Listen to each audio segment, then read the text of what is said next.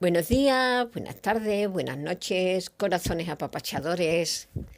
Seguimos con el conocimiento de sí mismo, el capítulo 1, la evolución a la luz de la teosofía. Podemos pasar ahora a la etapa humana. Os recuerdo que anteriormente habíamos visto la mineral, vegetal y animal. Podemos pasar ahora a la etapa humana en la que estamos principalmente interesados. Aunque según todas las apariencias externas, la etapa humana no es sino una continuación de las anteriores, y en cierto sentido así lo es. Conviene anotar que cuando la vida entra en esta etapa sobreviene un cambio fundamental que distingue marcadamente la vida en la etapa humana de la vida en el reino animal. Expuesto muy brevemente, este cambio consiste en que se forma el cuerpo causal, que es el vehículo más externo del alma individual o espiritual, y dentro del cual desciende directamente la vida del Logos. Por medio de este cuerpo comienza esa vida a trabajar de una manera más dinámica. Esa introducción de un nuevo elemento divino en el hombre, procedente del propio Logos, elemento que no existe en los vegetales ni en los animales, da origen a esa facultad peculiar del hombre que se designa en psicología como autoconciencia, la cual permite ese desarrollo ilimitado y rápido de la vida divina, que tiene lugar en las etapas humanas y superhumanas. La vida se ha convertido en una unidad individual de conciencia, y esta conciencia puede seguir ampliándose sin ningún límite. Las primeras fases de la etapa humana transcurren en las condiciones salvaje, semicivilizada y civilizada. El hombre adquiere experiencias de toda clase bajo circunstancias muy variadas. Su cuerpo emocional y mental se desarrolla lentamente a través de reencarnaciones bajo condiciones diferentes que él mismo crea con sus pensamientos, deseos y actos. Sus sentimientos y emociones desarrollan su cuerpo emocional. Sus pensamientos en términos de imágenes le desarrollan la mente inferior. Los pensamientos que dedica a temas abstractos y cosas superiores le desarrollan la mente superior, que opera por medio del cuerpo causal. La gran mayoría de las personas civilizadas ha alcanzado la etapa evolutiva en que su cuerpo emocional está regularmente desarrollado y su cuerpo mental inferior también está desarrollándose hasta cierto punto, pero únicamente en el caso de científicos, filósofos y otros grandes pensadores se puede considerar que el cuerpo causal está funcionando en el sentido real de la palabra. Después de que un individuo ha pasado por toda clase de experiencias, vida tras vida, y ha empezado gradualmente a dedicar sus pensamientos a cosas elevadas y a vivir una vida noble e inegoísta, el vehículo siguiente, o sea, el del plano intuicional, comienza a desarrollarse lentamente. Y la iluminación que viene a la mente desde ese plano se muestra como la facultad de discernimiento. En sánscrito se llama viveka. El individuo empieza a apreciar las verdades espirituales y a reconocer intuitivamente su existencia, aunque no tenga prueba alguna de ellas. Esta es la facultad que permite reconocer todas las verdades espirituales, y sin su desarrollo no puede hacer progreso alguno en el campo de la espiritualidad. El mero intelecto no sirve en una región que está fuera del alcance de su actividad. Cuando el vehículo búdico o intuicional está suficientemente desarrollado y comienza a influir de modo definido sobre la mente, nace el divino impulso que anuncia el despertar de la naturaleza espiritual. El individuo comienza a interrogar la vida, a preguntarse acerca de los problemas básicos de la existencia, de los cuales no se daba cuenta mientras estaba espiritualmente dormido. Empieza a buscarle una salida a este mundo de ilusiones y sufrimientos. Aspira a vivir una vida superior y siente una afinidad interna con su prójimo, que el hombre ordinario difícilmente puede entender. Si se escucha este impulso y se le dirige rectamente, el individuo pone tarde o temprano sus pies en el sendero que lleva a la perfección, para alcanzar finalmente su meta y pasar más allá del reino humano. Si no lo escucha, si no deja que lo apague la mente inferior y que los deseos mundanos lo tuerzan, entonces el individuo tendrá que vagar por muchas vidas, vacilando entre atracciones opuestas. Las atracciones de la vida inferior lo tiran hacia abajo y las aspiraciones a la vida superior lo jalan hacia arriba.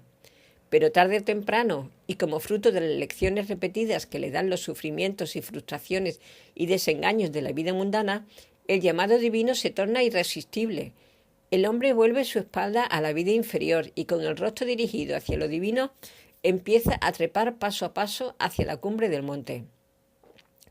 Hasta aquí hemos estado bosquejando mentalmente el largo camino de evolución por el que hemos estado avanzando desde que salimos de la divinidad, hasta cuando viene la etapa en que nace el impulso divino dentro de nosotros que nos hace pensar en nuestro verdadero hogar y en cómo regresar a él.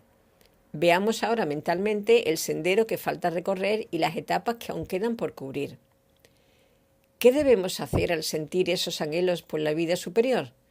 Lo primero, naturalmente, es pensar a fondo en los problemas fundamentales de la vida y aclarar nuestra mente hasta que esos problemas queden definidos ante nuestra visión mental y nos demos cuenta de que la única manera como podemos resolverlos de modo satisfactorio y permanente es hollando el sendero que lleva a la perfección y a la iluminación. Es necesario pasar por este proceso de reflexión profunda y de minuciosa búsqueda de corazón y tomarse el tiempo necesario para definirse con respecto a estas cuestiones vitales. Porque en muchos casos estos impulsos ocasionales que vienen de dentro se disipan porque no tenían otro origen que ciertos desengaños y frustraciones de la vida, en cuyo caso desaparecen gradualmente tan pronto como las atracciones del mundo arrojan sus velos engañosos sobre la mente y uno vuelve a caer en el olvido de su destino superior.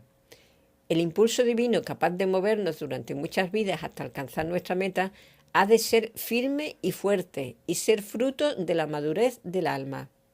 Madurez que se alcanza cuando uno ha pasado por toda clase de experiencias y ha aprendido las lecciones que ellas contienen. Supongamos que el impulso que sentimos es verdadero. Entonces nuestro paso siguiente ha de ser el de considerar cuidadosamente los medios que hemos de adoptar para realizar nuestro propósito. Pues hay en el mundo muchos caminos y muchos instructores y tenemos que encontrar nuestro camino y nuestro instructor que pueda guiarnos a salvo hacia el final, hasta el final. Algunas de las sendas que se abren ante nosotros son calles cerradas y algunos de los instructores que nos ofrecen enseñarnos son como ciegos que guían a ciegos. Una recta selección del camino y del instructor nos economizará, por lo tanto, mucho tiempo y dificultades. Aquí quiero hacer una reflexión personal. Todos somos maestros, todos somos discípulos. Es cierto que hay seres que están algo más evolucionados y que nos pueden servir de acompañamiento en nuestro proceso. Acompañarnos no es tener a nadie como gurú o como ser superior a mí. Todos aprendemos o recordamos de todos, ¿vale? Sigo con el texto. En el caso de quienes han pensado profundamente sobre los problemas de la vida y han entendido el plan de la evolución, no debe ser difícil la selección. El único camino que pueden escoger es el que han recorrido todos los grandes instructores y rishis del pasado, que conduce a la perfección de la vida humana, ya se le llame nirvana, iluminación o cualquier otro nombre. Y el único instructor que puede tener es su propio yo superior viviente en su propio corazón, que los ha traído a su etapa actual y que es capaz de guiarlos sin falla hasta el final mismo, hasta la meta de la iluminación. Aquí me está dando la razón a mi reflexión anterior. ¿De acuerdo? Pues sigo. Como este es un rápido examen de las etapas de evolución por las que hemos de pasar, no es posible dar aquí los detalles de los requisitos que han de adquirir los que aspiran a hollar el sendero que conduce finalmente a la iluminación y liberación de las ilusiones y limitaciones de la vida humana. Existen varios libros en la literatura oculta que dan información muy detallada y útil sobre estos puntos, y también se encuentran indicaciones importantes sobre esta cuestión regada en la literatura de esta clase. Muchos de los puntos importantes relacionados con los problemas de nuestro desenvolvimiento espiritual se tratarán en capítulos subsiguientes en lugares apropiados. ¿Es posible tener una idea de esa exaltada condición de liberación, la perfección de vida que alcanza el que ha cruzado el lindero que separa la vida humana de las que están más allá? No, salvo en la forma más brumosa. Pero el tremendo adelanto hecho por el adepto que ha alcanzado esta etapa puede, en cierta medida, juzgarse por el hecho de que todos los 5 vehículos de conciencia, el físico, emocional, mental, intuicional y volitivo, están en su caso plenamente desarrollados y vivificados, y él puede actuar en cualquiera de ellos con plena conciencia como la persona ordinaria puede hacerlo por medio de su cuerpo físico. Al adepto le basta con enfocar su conciencia en cualquier vehículo, desde el volitivo hacia abajo, para entrar inmediatamente en contacto con el plano correspondiente y saber cualquier cosa que quiera saber de ese plano, aunque la palabra saber es insuficiente para expresar el funcionamiento de la conciencia en los planos espirituales. No solo esto, sino que el adepto tiene su conciencia normalmente centrada en el plano volitivo, y cuando tiene que trabajar en cualquiera de los otros planos inferiores, la enfoca parcialmente en el que sea por el momento.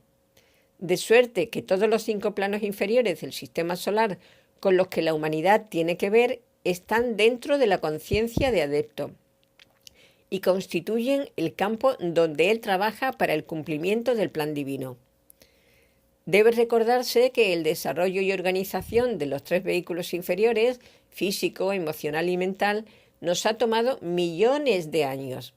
Solamente gracias a que cuando un hombre se está acercando al final de la evolución humana, o sea, al umbral de la divinidad, se acelera en tremendo grado su evolución en los campos espirituales, le es posible cubrir en unas pocas vidas la inmensa distancia que separa al adepto del hombre corriente.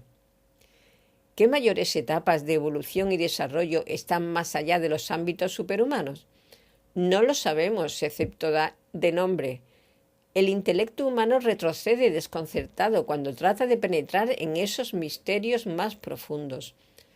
Todo cuanto podemos hacer es conjeturar con asombro reverente lo que puedan ser exaltadas condiciones de existencia.